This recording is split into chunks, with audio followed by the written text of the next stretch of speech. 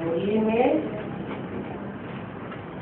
अनेक प्रकार की मुसलमानों की कहानियाँ,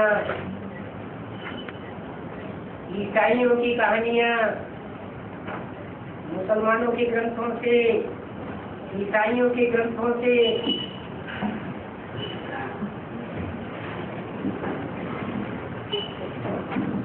बताइए। जरूर उनमें कोई रहस्य है। उनमें एक कहानी गुल बकाबली की भी बताई, जैसे अलाउद्दीन का चिराग।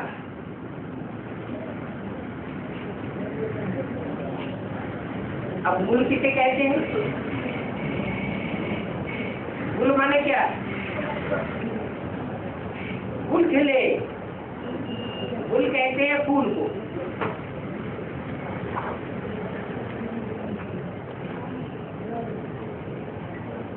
जैसे मुगलों का गार्डन होता है, फूल खिले हुए। जानते हैं मुगल धर्म कौन से युग में होता है? मुगलों का शासन कौन से युग में हुआ है? द्वापर में हुआ है। मुगलों का शासन हुआ कलयुग में। भारतवर्ष में मुसलमानों का प्रभाव कलयुग से बढ़ता चला गया। तो जरूर जो भी फूल है वो कहाँ खिले होंगे?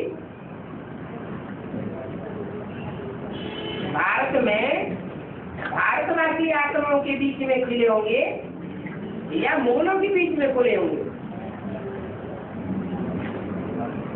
जीत पाई ना, तो जीत पाते हैं वो फूलों को भी अंदर में रखते हैं।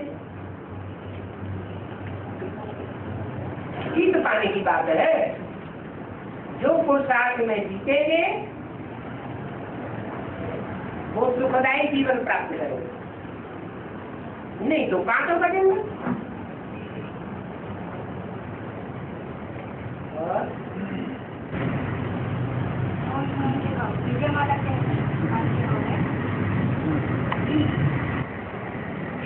अकेले विजयमाला के मन के कुछ नहीं कर पाते, ज्ञान भी चाहिए।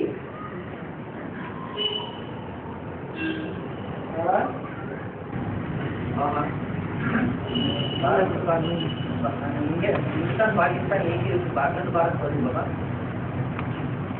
हिंदुस्तान भारत अखंड भारत नहीं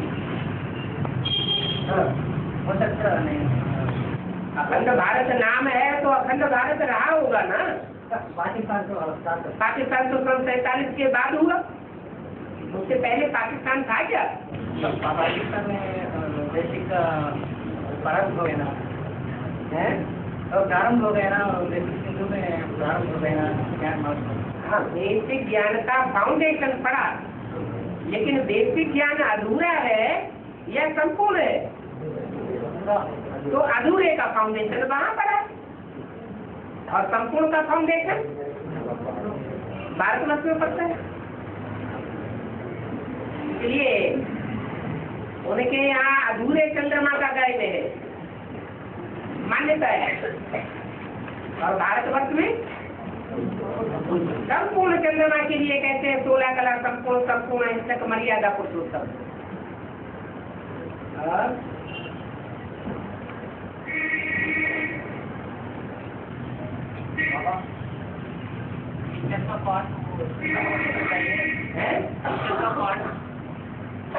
पहले किसी का मनुष्य चल सकता है,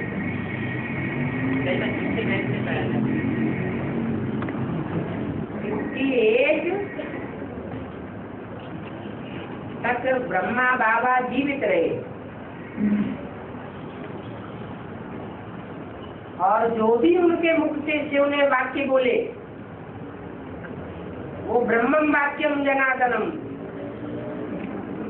जो भी वाक्य बोला गया वो सच्चा तो था, लेकिन कैसे सच्चा था वो कोई की बुद्धि में आता नहीं।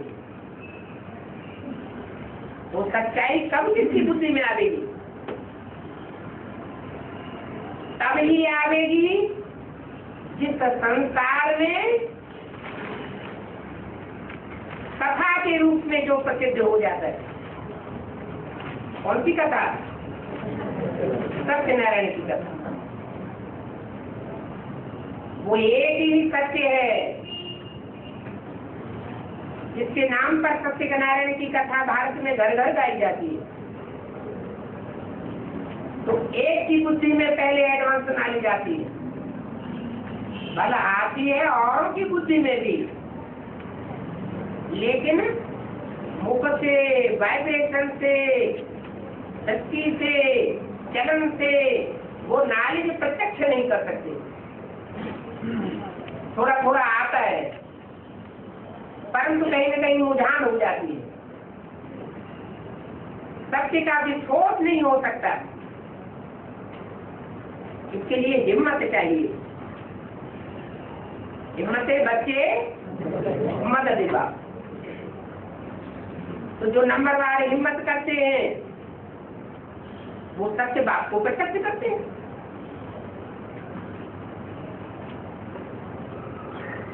ऐसे नहीं है कि एडवांस ज्ञान की बातें औरों की बुद्धि में नहीं आई होंगी, आती है, परंतु बाहर निकल करके नहीं आती।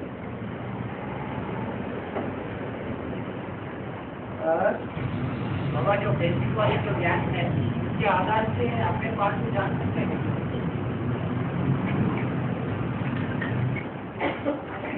जब तक बाप को नहीं पहचाना तो बाप से पैदा हुई जनरेशन को कैसे पहचानेंगे? मूल तो बाप है ना। पहले बाप की पहचान, फिर अपने वंश की पहचान, फिर अपने आप की पहचान। सीधा सीधा अपने आप की पहचान कैसे हो जाएगी?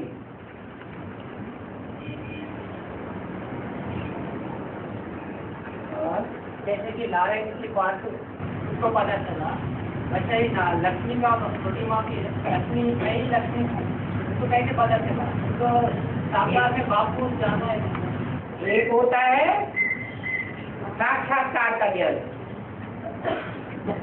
और एक होता है बुद्धि का साक्षात्कार। ज्यादा स्थायी कौन सा होता है? बुद्धि का साक्षात्कार स्थायी होता है और बंद आंखों का साक्षात्कार स्थायी नहीं रहता, इसलिए उसमें पावर नहीं रहती आज से लेकर अंत तक लड़ाई लड़ने की, संघर्ष करने की।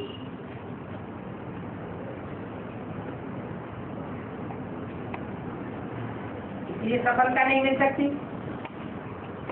तो अंधे और लंगड़े की कहानी बनाई हुई है।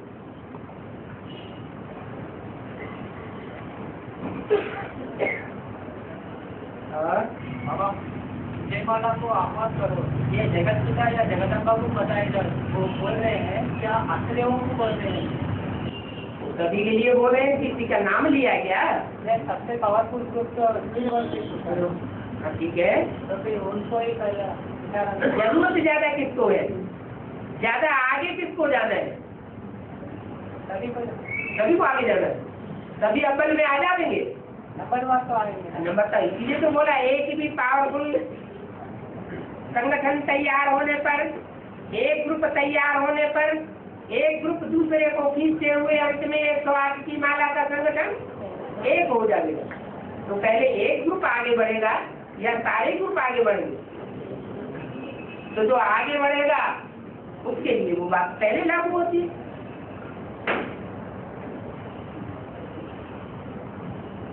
जैसे बोला,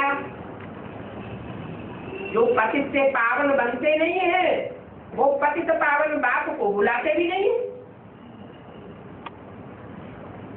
कौन बुला देंगे? किनको दरकार पड़ेगी बुलाने की? जो पहले पतित से पावन बने होंगे वो बुलाते नहीं।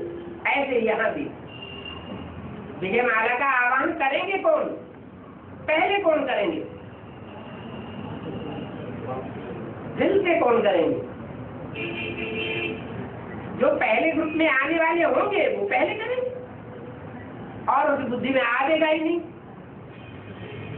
जैसे राधा कृष्ण जैसे जो पुरुषार्थी है, राधा कृष्ण जैसे बच्चों के रूप में जन्म लेने वाले हैं, उनकी बुद्धि में आवेगा कि नहीं दुनिया कैसे बनेगी?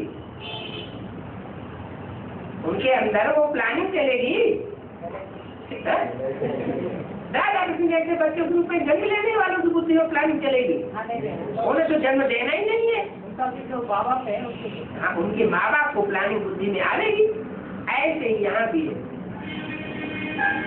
विजयमाला का पहले पहले आह्वान वही करेंगे जिनको पहले पहले विजयमाला में पिरोया जाना है। जरूर सूर्यवंशियों को ही पिरोया जाना है। बाबा अनंतपुर के वार्तालाप में कहा है, एक ही राज्य से संकल समाचार पहुंचा है, जब वो लोग संगठन में बैठ रहे थे, एक ही संकल्प लेके बैठते, माना वो राज्य कौन सा है? और लोग होता है, अभी तो कोई राज्य है, माना ये बेहद राज्य में स्टेट, कोई कौन सा स्टेट बताया है। वो स्टेट के लोगों ने ये प्रयत्न करना शुरू किया है।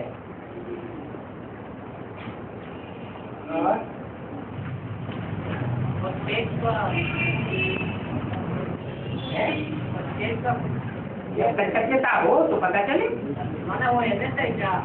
नहीं बाबा गंगा सागर मेला को मेला नहीं कहेंगे, क्योंकि गंगा पुत्री और सागर का मेल नहीं हुआ, तो फिर उनको भक्ति मार्ग का नहीं कहेंगे क्या? भक्ति मार्ग में कहते हैं गंगा सागर का मिला, क्योंकि भक्ति मार्ग में गंगा को बहुत ज्यादा महत्व दिया हुआ है। लेकिन हम जानते हैं कि बड़ी नदी गंगा है या ब्रह्मपुत्र है? कौन सी ज्यादा बड़ी नदी है? ब्रह्मपुत्र बड़ी नदी है। गंगा फिर भी मैदान में आकर के कचड़े से इकट्ठी हो जाती है, तो कचरा बढ़ जाता है, नीचे स्टेज में आ जाती है। और ब्रह्मपुत्र जहां से निकलती है और अंत तक आते आते ऊंची स्टेज में बहती रहती है। ऊंची स्टेज में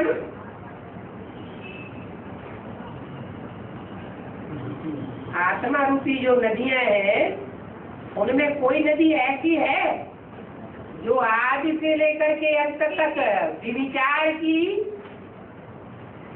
विषय वैतरणी में नहीं गोता खाती है? कोई ऐसी आत्मा है?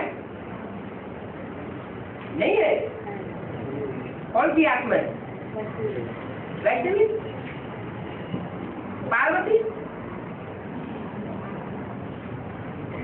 तो ऊंची स्टेज हुई या नीची स्टेज हुई? ऊंची स्टेज हुई।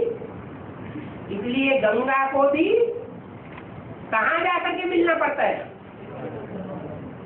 सागर में नहीं मिलती है गंगा सीधी। गंगा पहले जाकर के ब्रह्मपुत्र में मिलती है, बाद में सागर में मेल होता है।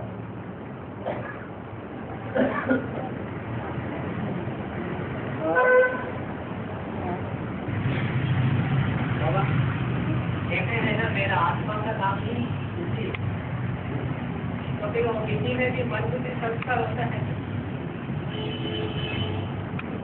वास्तव में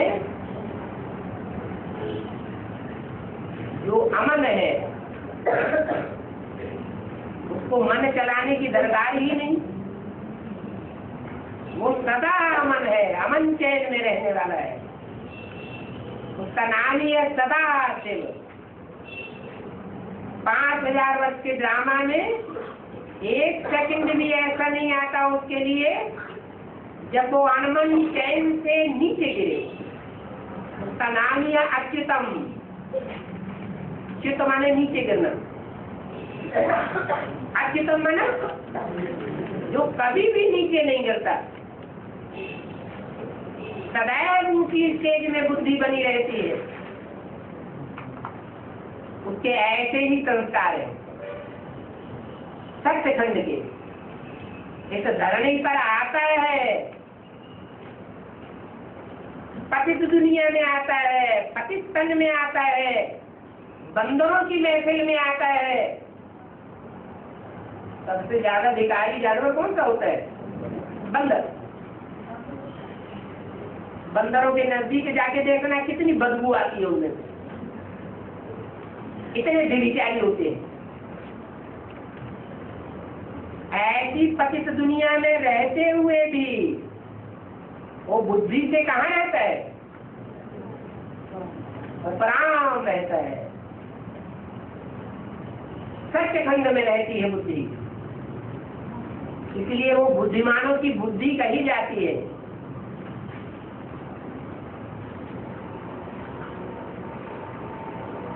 मन वालों का मन नहीं कहा जाता, श्रेष्ठ संस्कार वालों का संस्कार नहीं कहा जाता। क्या कहा जाता है? बुद्धिमानों की बुद्धि।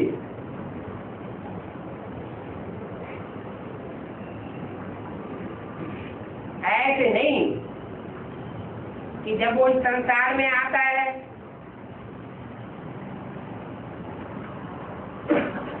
तो जिसमें प्रवेश करता है उसके मन को पूरा ही कंट्रोल कर लेता है, आने मात्र से ही नहीं। जिसमें प्रवेश करता है वो आत्मा भी स्वतंत्र रहती है पुरुषार्थ करने के लिए, उससे पर रास्ता बताता है कि जितना जितना इस मनरूपी घोड़े को लगाम में रखेंगे उतना तुम जगदीश बनेंगे। इच्छा मात्र अविद्या बनेगी। बाकी वो स्वयं तो है ही है।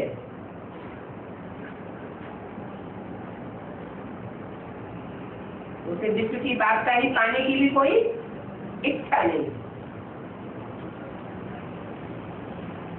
इसलिए उसको बुद्धिमानों की बुद्धि कहा जाता है।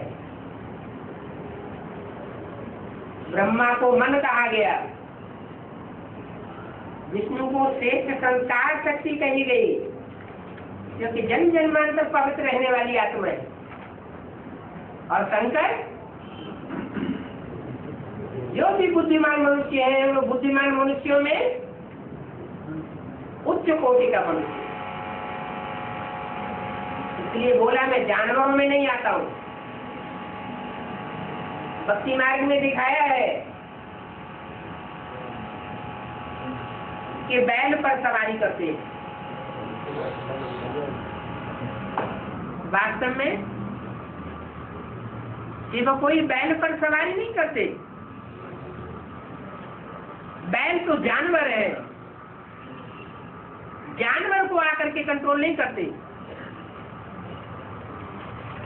इसको कंट्रोल करते।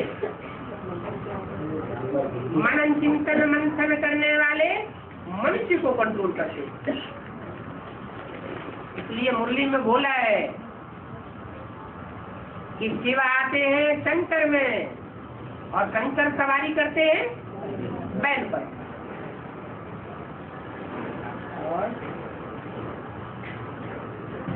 बाबा के द्वारा प्यार का पाठ किया है। माँ का पाठ करना। छोटे छोटे बच्चे माँ के प्यार से ही पलते। अगर छोटे छोटे बच्चों को, बेबी बुद्धि बच्चों को आरंभ से ही मार मिलना शुरू हो जाए तो टूट जाएंगे। बच्चों को महात्मा कहा जाता है।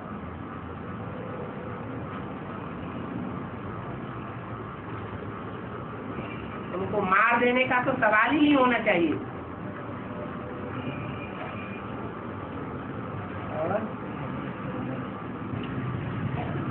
बाबा हम बच्चे भी हवन का सही अनुभव कर सकते हैं थोड़ी देर के लिए।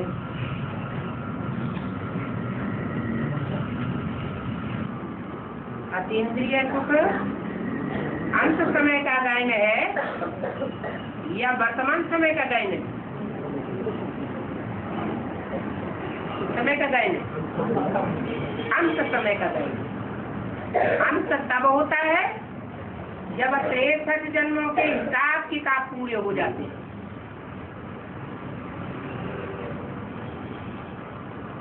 कोई भी दुष्ट संस्कार आत्मा में न रहे, सारे पाप चाप भस्म हो जाए, तब इंद्रियों का लगाव समाप्त हो जाएगा। कर्मातीत कहे जाएंगे। कर्म इंद्रियों से कर्म करते हुए भी आनंद की स्टेज में रहेंगे, लेकिन वो अतीन्द्रिय सुख होगा, इंद्रियों का सुख नहीं होगा। इंद्रियों ने जैसे कर्म किया और नहीं किया ये बराबर हो गया। अभी वर्तमान में कोई कहे कि हमको आनंद, ईश्वरीय आनंद की अनुभूति होती है, अपार आनंद की अनुभूति होती है, अतीन्द्रिय सुख की अनुभूति होती है, तो कहेंगे कुछ मुगालते में है। सच्चाई कुछ और है जो अंत में सामने आएगी। अभी 1 मिनट के लिए भी नहीं होगा, 1 सेकंड के लिए भी अतीन्द्रिय सुख नहीं रह सकता कोई। अतीन्द्रिय सुख एक बार आरंभ होगा तो 2500 वर्ष तक काबिज रहेगा। अल्पकालीन सुख नहीं है। इंद्रियों का सुख होता है अल्पकाल का, और अतीन्द्रिय सुख होता है सदा काल का।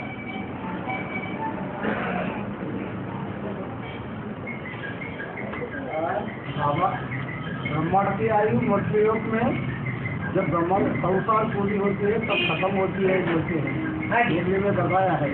फिर उनकी आयु अब कहाँ से गिनती होती है? 100 साल के बाद, 100 साल के बाद उनकी आयु की गिनती जगह महल में ले सकते हैं क्या? वही लोग हैं, या तो मृत्युलोक और या तो देवलोक। तो मृत्युलोक में आयु पूरी होती है तो पीपल के पत्ते पर कृष्ण का कितना सुंदर चित्र दिखाते हैं। गर्भ महल में आराम से उठते हुए दिखाया गया है। उसे मृत्युलोक कहेंगे या अमरलोक कहेंगे? क्या कहेंगे? अमरलोक कहेंगे।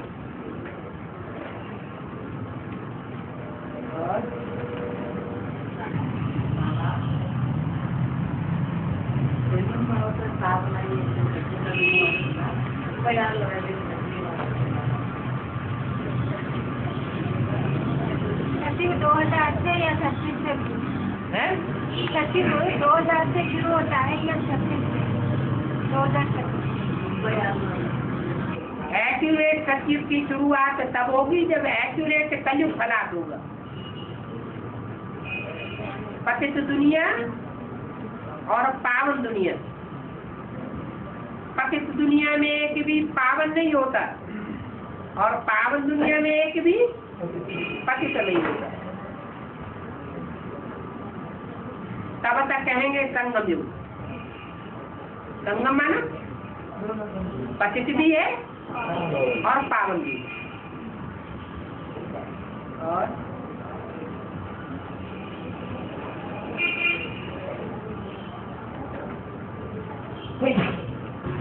बाबा 2018 में संगम शिक्षा का 25वां जन्म है जो तो फिर एक चित्र में दिखाया ऐसे बच्चे को पुराने दुनिया को लास्ट मारते हुए नई दुनिया को एक हाथ में तो फिर संगम शिक्षा को तो बच्चा नहीं करेंगे तो फिर वो चिल्ले दिया बोला दिखाया गया वो बच्चे को।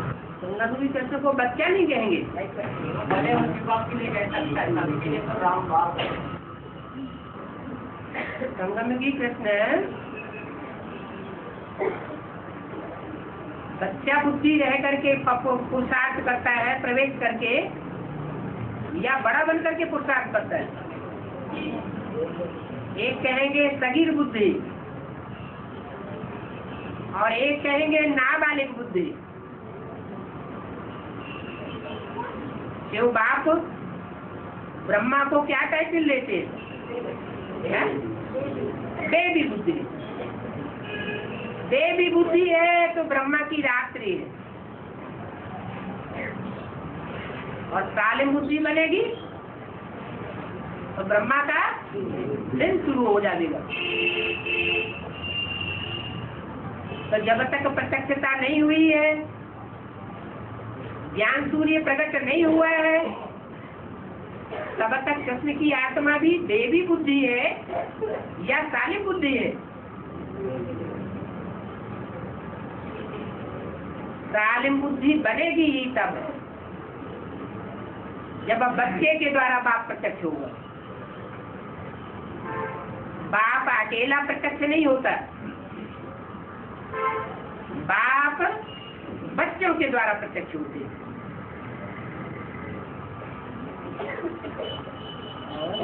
बाबा पुराने कहते ने कहा है, अच्छा हुआ है बच्चे का जन्म नहीं हुआ, नहीं तो उनका सुंदर रूप से प्रभावित होकर सभी उसके पीछे चले जाते। अगर ये सत्य में जन्म लेने वाले बच्चे के लिए कहा होता तो फिर वहाँ तो निर्विकार किया, एक दूसरे के पीछे भागने का डर नहीं। श्याम सुंदर कहा जाता है, श्याम माने काला, श्याम माना पतित, और सुंदर माना आकर्षित करने वाला, जिसके नाम पर उसका नाम ही पड़ा है कृष्ण। कृष्ण माना आकर्षित करने वाला, सबकी बुद्धि को आकर्षित कर लेता है, सबके मन को मोह लेता है, तो मनमोहन कहा जाता है। बाप बच्चों को आप समान बनाकर जाता है।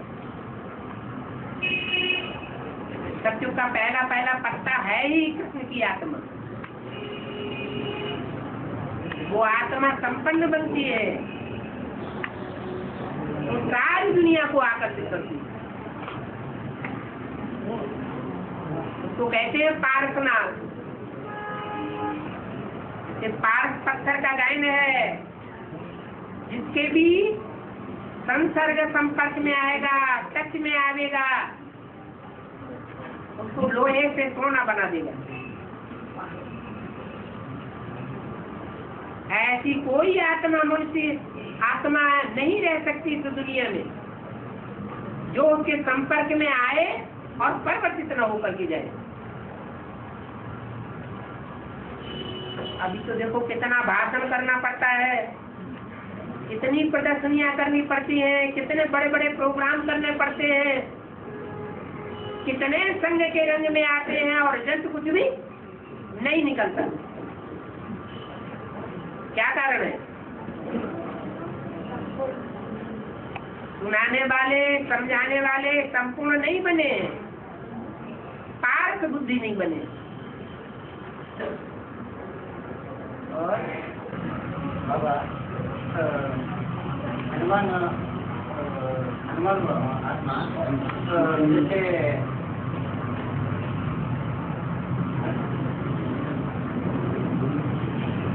बाबा ब्रह्मा से स्थान में आती, बाबा ब्रह्मा से स्थान में आती को पता है जगह में पड़ती है हनुमान। आप तेलुगु में बोलिए। హనుమంతుడు బ్రహ్మస్థానంలో వస్తాడని చెప్పని పేపర్లో చదివాను బాబా। भक्ति मार्ग में कहते हैं तो वो सच्चा है क्या?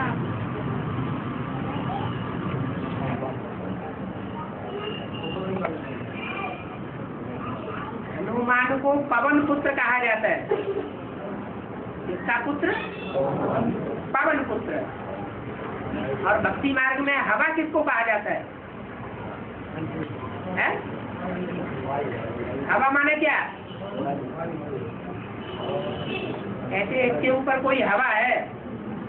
हवा माने भूत प्रेत का परछाया। हनुमान को आकाश में उड़ते हुए दिखाते हैं।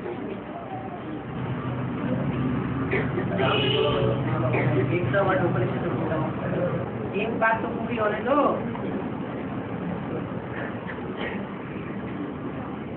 चाहे हनुमान का पाठ हो, चाहे गणेश का पाठ हो, हनुमान के ऊपर राम बताना पड़ेगा। जब हनुमान की बात आती है तो हनुमान किसका सेवक है? राम का सेवक। जब गणेश की बात आती है तो गणेश किसका पुत्र है? शंकर का पुत्र है। और दोनों हिसाब से देखा जाए तो हनुमान का पाठ भी किसका हुआ? अभी एडवांस पार्टी में जो राम को प्राथमिकता दी जाती है, उस प्राथमिकता के पीछे शक्ति कौन सी काम करती है?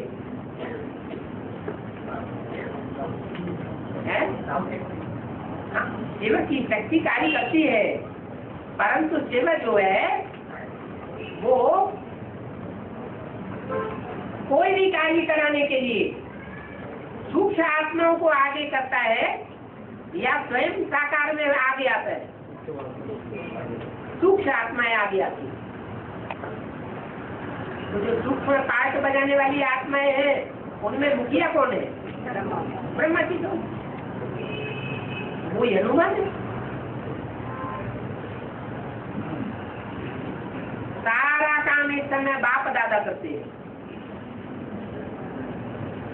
राम वाली आत्मा अपने को बच्चे के रूप में देखती है। यह संसार के सामने बाप के रूप में समझती है? अगर बाप के रूप में समझे तो फिर वो हम कहा जाएगा। अगर बच्चे के रूप में समझे तो क्या कहा जाएगा? जो बाप का बच्चा। पावर किसको मिलेगी? बच्चे को पावर मिलेगी, वर्षा मिलेगा। लेकिन वो वर्षा डायरेक्ट नहीं मिलता। देखो जो है वो ब्रह्मा वाली आत्मा के थ्रू सारा कार्य कराता है। ब्रह्मा वाली आत्मा जब संपन्न बनेगी तो सारा कार्य संपन्न हो जाएगा। एक के पतित बनने से सब पतित बन जाते हैं। एक के पावन बनने से सब पावन बन जाते हैं। इसलिए बोला दिल्ली का परिवर्तन सारे भारत का परिवर्तन, दिल्ली का सुधार सारे भारत का सुधार हो जाए। परंतु दिल्ली तो स्त्रीलिंग है।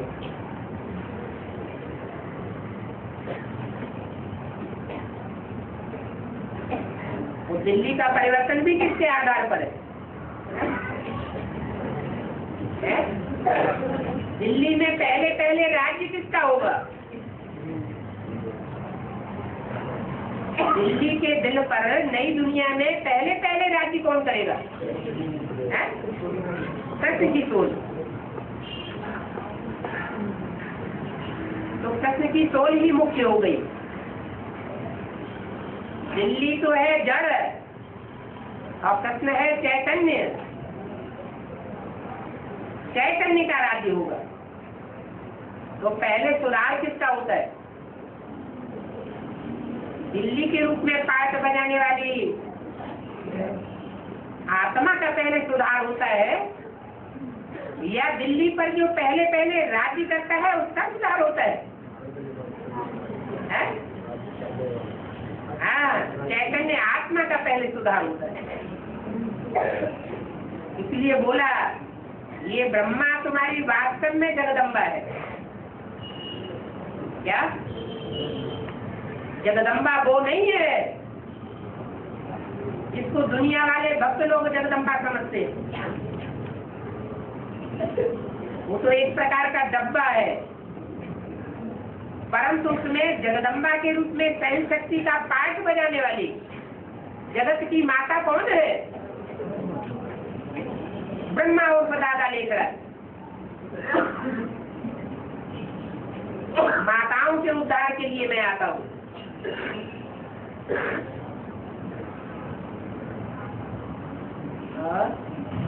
मुरली में आया है कि बाप सागर में आकर सैंपल बनाकर रखते हैं, इसको कहा गया है।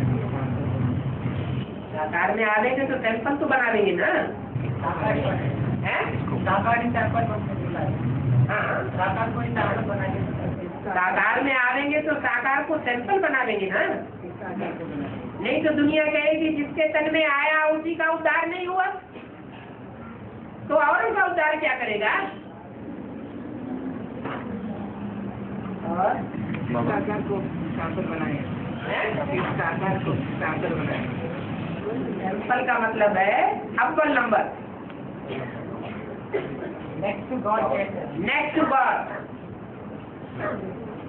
और बाबा सैंपल बनाए, सैंपल बनने के बाद उसको सैंपल को देखकर और भी पुरुषार्थ करेंगे कि हम भी ऐसे ही बने। तभी नेक्स्ट टू गॉड नहीं तो नहीं बनते हैं? तभी तो नेक्स्ट टू गॉड नहीं बनते ना, एक ही अव्वल नंबर बनता है।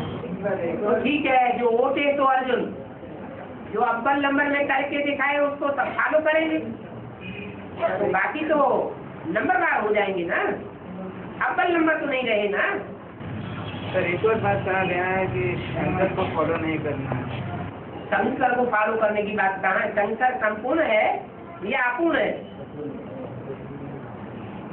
शंकर याद में रहता है या उसको याद करने की दरकार नहीं है? हैं? याद में रहता है। इससे क्या साबित होता है?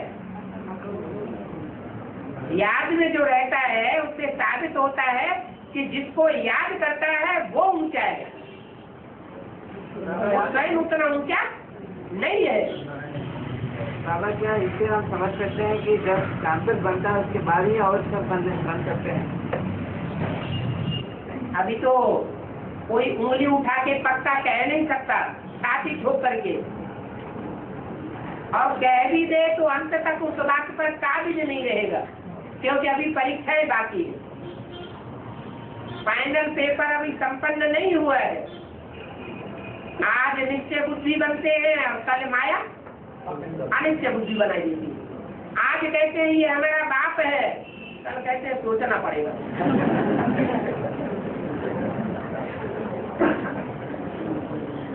बाबा भक्ति मार्ग में कहा जाता है कि हनुमान अभी भी हिमालय पर्वत में जिंदा है, और बहुत सारी कहानियां हैं बाबा इसके बारे में कि जिन लोगों ने हनुमान को देखे वे अंधे हो गए और पागल बन गए उन लोगों ने। क्या यह सच है? काज क्या है बाबा? अकेले हनुमान की बात है कि और देवताओं की भी यही बात है? हनुमान की बात और देवताओं की भी यही बात है। जिसको जहाँ श्रद्धा बैठ जाती है उनको वो ही दिखाई पड़ता है। जैसे रामकृष्ण को काली का साक्षात्कार, माँ काली का उनको साक्षात्कार हुआ। तो हनुमान जिंदा है। ये हनुमान है या जो कोई भी मान है, जो भी शास्त्र में नाम आए हैं वो किस समय की यादगार है? किस समय का पाठ है? अरे वो पाठधारी कहाँ के हैं? संग धीरे क्यों बोलते हो? हाँ, संगम युग के पाठधारी है ना बाबा। हाँ।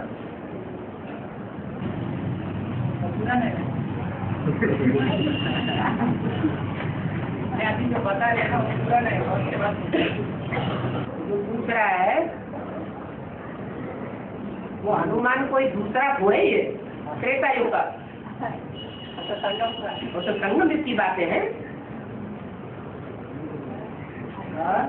बाबा एक नया पीढ़ी ने कहा है प्रजापिता को संगम नहीं करो। प्रजापिता माना पतित और कंकर माना मनन चिंतन मंथन में निराकार आकारी स्टेज में रहने वाला। पतित आत्मा विचार सागर मंथन करेगी करेगी। जो पतित बनता है या जिस दिन भी पतित बने का अनुभव होता है उस दिन बुद्धि में से ज्ञान उड़ जाता है या रह जाता है? उड़ जाता है। और बाबा ने कहा 100% पतित बने बस कोई बाबा नहीं बने। अभी पुरुषार्थ कौन सा करना है? पतित बनने का पुरुषार्थ करना है या पावन बनने का पुरुषार्थ करना है? पावन बनने का, हैं? पावन बनने का। अरे अभी क्या बोला? अभी क्या बोला, दोबारा रिपीट करो। क्या बुद्धि में बैठा हुआ है? पकड़ा आ गया। ये बाबा अभी कहा है ना, हाँ पतित मनुष्य तो नहीं कर सकता, हाँ, पावन ही कर सकता है। पावन बुद्धि होगी तो ऊपर उड़ेगी, और पतित बुद्धि होगी तो 5 तत्वों की तरफ खींचेगी। मैंने इससे पहले एक पॉइंट कहा है, इसलिए मैंने पूछा था। और बाबा 12 ज्योतिर्लिंगों की पूजा होती है, और एक नया जी ने कहा है 8 के सिवाय सब दैत्य है। तो फिर 4 का पूजा हो रहा है तो लोगों को दैत्य के इसमें कैसे दिया गया? जो शिव है वो 3 मूर्तियों के रूप में आता है या 2 मूर्तियों के रूप में आता है? 3 मूर्तियों के रूप में आता है। 3 मूर्तियों के रूप में आता है। उनमें एक मूर्ति जो सबसे नीचे दिखाई जाती है वो नीचे स्तर का काम करेगी या ऊंचे स्तर का या मीडियम स्तर का काम करेगी। वो 4 मूर्तियां हैं। मैंने उनमें भी बाप प्रवेशता है ना, जैसे पालना। बाप की प्रवेशता के बगैर तो कोई कार्य ही नहीं हो सकता। लेकिन एक बाप है निराकार शिव ज्योति बिंदु, जो सदैव बिंदु ही है, और वो एक ही मुकर्रर रथ में साबित होता है।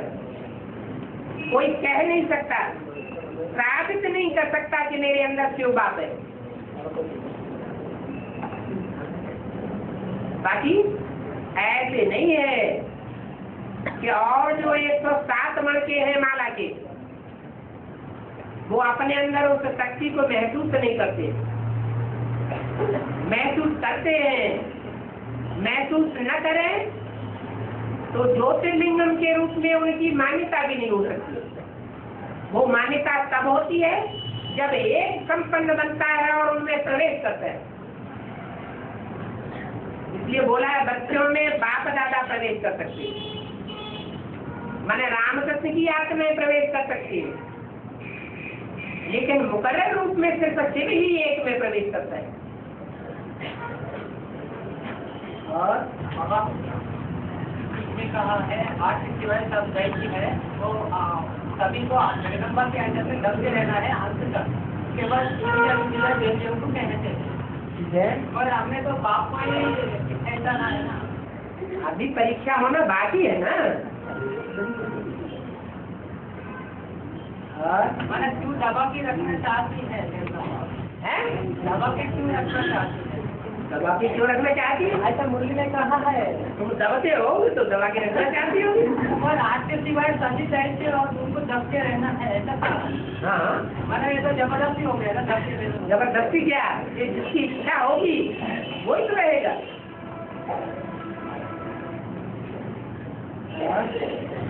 मैंने बाबा भी कहा है जीवन मुक्ति 1 लाख का भी एक्यूरेट नहीं बता सकती। हाँ, तो फिर इनको पक्का बता सकती। आगे की जीवन मुक्ति है। अरे एक तो आज तो माला तो पिलाई जाती है। माला है, लेकिन उस माला में श्रेष्ठ मणके कितने हैं?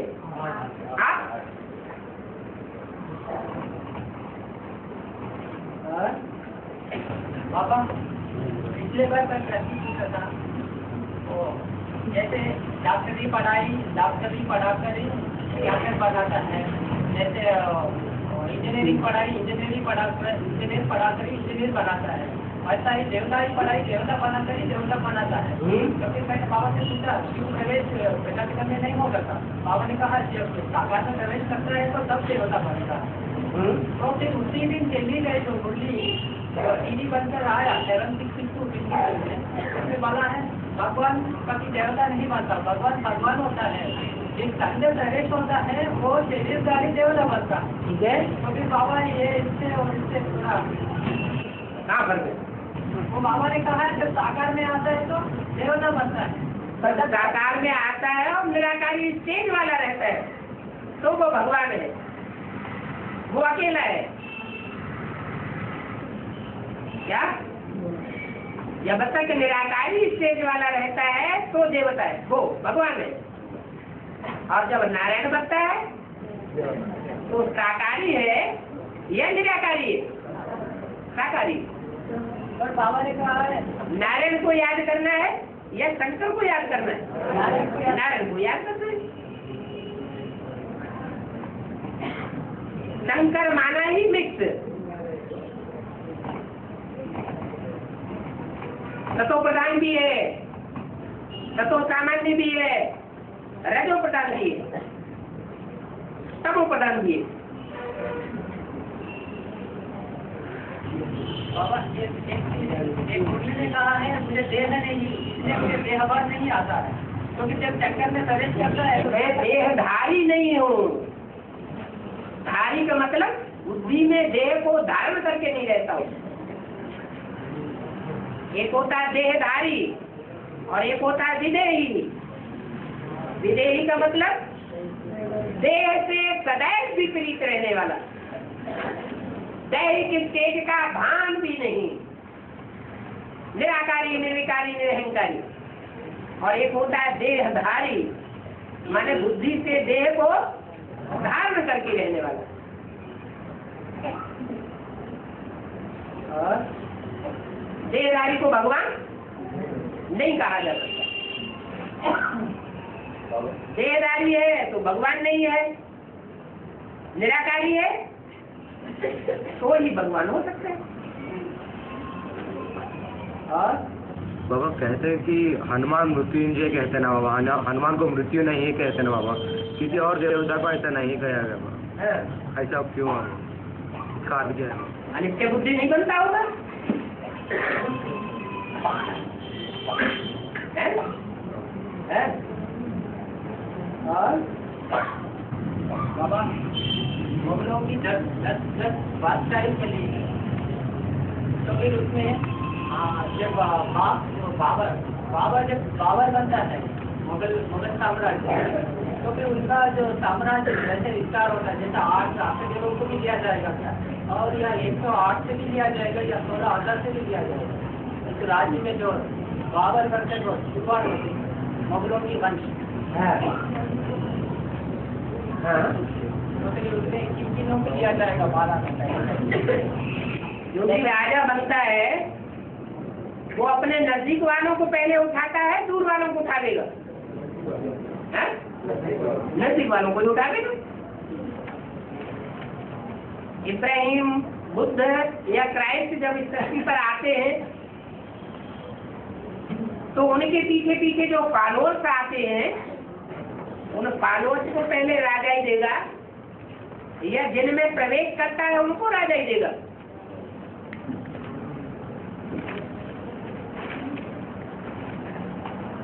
परंपरा क्या रही है? सारी परंपराएं भारत से शुरू होती है। भारत में सृष्टि की पैदाइश करने के लिए जिस माता का आधार लिया जाता है, वो माता वारसदार बनती है या बच्चे वारसदार बनते हैं?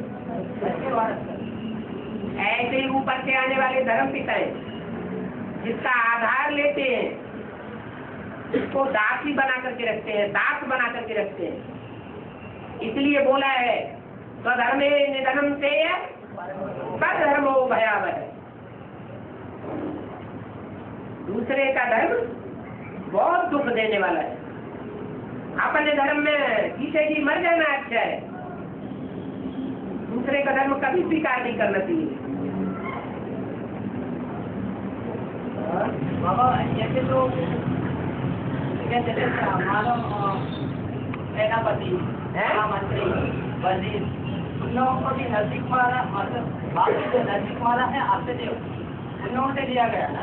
तो फिर औरंगजेब भी उसी समय का है ना, और मुगलों की संघर्ष से निकला और अपने बाप को ही मानते हैं। तो जो और धर्म है उनमें भी विचार फैला है ज्यादा, या स्वधर्मियों में ज्यादा भी विचार फैला है? और तो वो बेविचार में भी तो आ सकते हैं। मतलब वो औरंगजेब तो जो है आया मूत्र से निकला हुआ है, अपने बाप की औलाद नहीं होगा।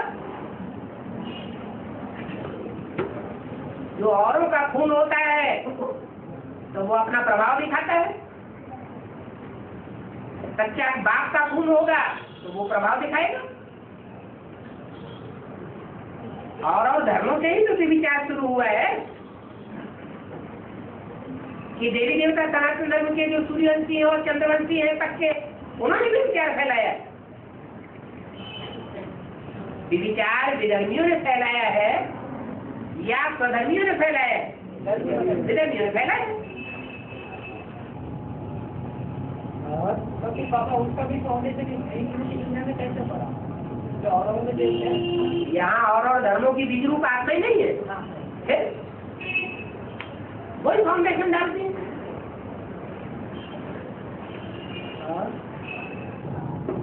बाबा एक भाई का प्रश्न है, अभी 12 ज्योतिर्लिंगों का पूजा होती है, वरना उसका भी निर्माण कोई ना कोई आत्मा ने किया है। कोई ना कोई आत्मा ने तो द्वापर युग में तो किया होगा ना। 12 ज्योतिर्लिंगों की जो यादगार बनी हुई है, निर्माण बाप स्वयं जिनमें प्रवेश करता है और उनमें ही प्रवेश करता है जो उसके कार्य को संपन्न करते हैं। कौन सा बाप है जो प्रवेश करता है 12 में 11 में?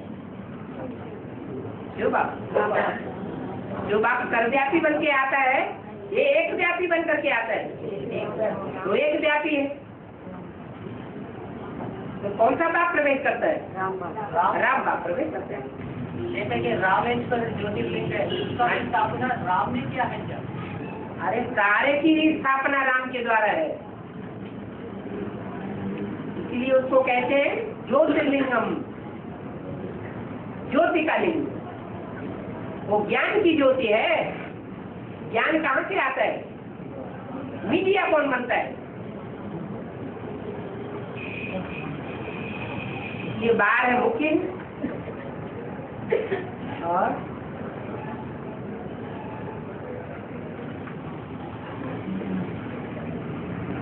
बाबा शंकर, गणेश शंकर का बेटा है ना, गणेश का तीर्थ खंडन करते हैं ना, खंडन करके गजम को तारा लगाना कैसा लग रहा है?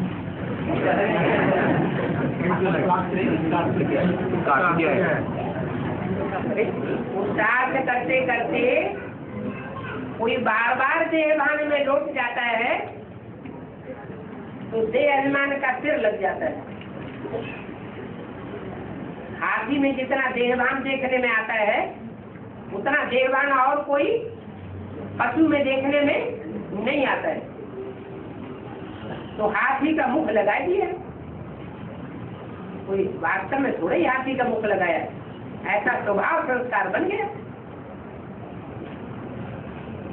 जानवर बुद्धि है, उसकी निशानी दिखाई दी है।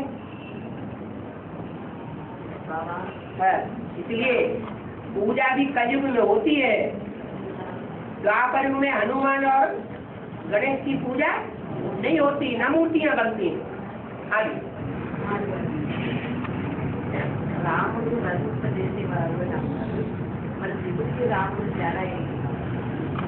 राम रमाने वाला है तो राम ने और शिव ने अंतर किया।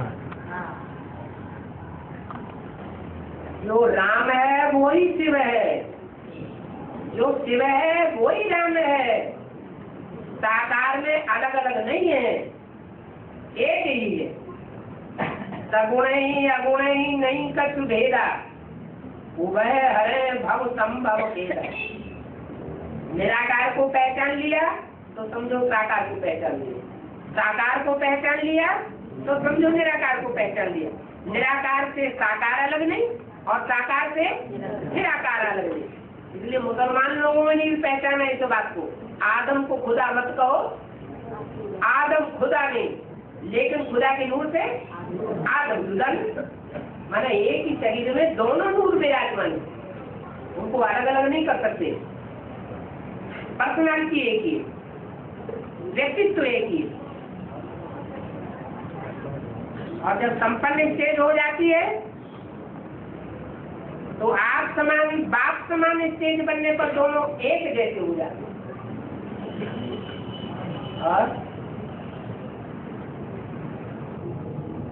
ओम नमः शिवाय दैत्य देवता दोनों झगड़ा करते हैं, देवता कहते हैं, इसी बात से हैं? देवता तो उनको मारते हैं। हाँ। अच्छा, वो लोग उतना पावर कैसे आता है? दैत्य और देवताएं दो प्रकार की जनरेशन सृष्टि में दिखाई गई है। पहले कौन पैदा हुए? पहले दैत्यों की पैदाइश हुई या देवताओं की पैदाइश हुई? ब्राह्मणों की संगमित दुनिया में पहले दैत्य प्रत्यक्ष होते हैं या पहले देवात्माएं प्रत्यक्ष होती है? पहले पांडवी आत्माएं प्रत्यक्ष होती हैं या पहले कौरव यादव प्रत्यक्ष होते हैं? अपने को प्रत्यक्ष करने की ललक किसमें रहती है? पांडवों में रहती है या यादव कौरव में रहती है? यादव और कौरव अपने को प्रत्यक्ष करते हैं, बाप को प्रत्यक्ष नहीं करते, अपने को प्रत्यक्ष करने की ललक उनमें ज्यादा रहती है। और पांडव बाप को प्रत्यक्ष करना चाहते हैं और अपने को गुप्त कर देते हैं। जैसे दिन में सितारे, सूर्य के साथ रहने वाले जो सितारे हैं अपने को गुप्त रखते हैं और सूर्य प्रत्यक्ष होता है। और रात्रि में रात्रि के सितारे अपने को प्रत्यक्ष करते हैं और चंद्रमा की रोशनी फीकी कर देते हैं। कहाँ की बात है? संगमित की बात है। दैव ताकत में बड़ा बच्चा जो पहले पैदा होता है उसमें ज्यादा ताकत होती है या जो छोटा बच्चा बाद में पैदा होता है उसमें ज्यादा ताकत होती है? बड़े बच्चे में ज्यादा ताकत होती है। परंतु जो अच्छे माँ बाप होते हैं वो ज्यादा सहयोग कमजोर को देंगे या पावरफुल को देंगे? कमजोर को सहयोग देते। तो भगवान भी जब इस धरती पर आता है तो जो देवताएं हैं बाद में उत्पन्न होने वाले हैं उनको सहयोग देता है और जिसकी तरफ भगवान है उसकी तो जीत निश्चित है। वो चाहे देवासुर संग्राम हो, चाहे रावण और राम का युद्ध हो और चाहे महाभारत युद्ध हो, बात एक ही है, भगवान का रूप एक ही है।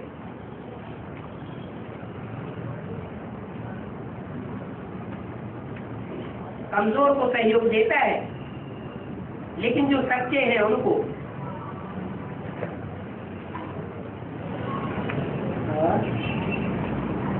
बाबा भक्ति मार्ग में गणेश की सिर हाथी का सिर है, हाथी का जो सिर है वो विशाल बुद्धि का सुनाते हैं, मतलब चौड़ा दिखाते हैं। क्योंकि वो रखने के बाद ही वो पहचानता है कि मैं भगवान से टक्कर ले रहा हूँ और अपने प्रगति को मानता है और मानकर जानने के लिए तपस्या करने के लिए जाता है।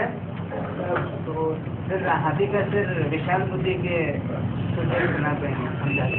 जो विशाल बुद्धि होगा वो विस्तार में जाएगा या नहीं जाएगा? विस्तार में जाएगा। जो आठवां नारायण है वो ज्यादा विस्तार में जाने वाला होगा या पहला नारायण ज्यादा विस्तार में जाने वाला होगा? आठवां नारायण ज्यादा विस्तार में जाने वाला होगा और बहुत विस्तार में जाने से सार गुप्त हो जाता है। इसलिए चाहे गणेश हो चाहे देवियां हो, अंत में उनको डुबोया जाता है। जब एक सत्य बाप प्रत्यक्ष होता है तो डूबी जा होगी।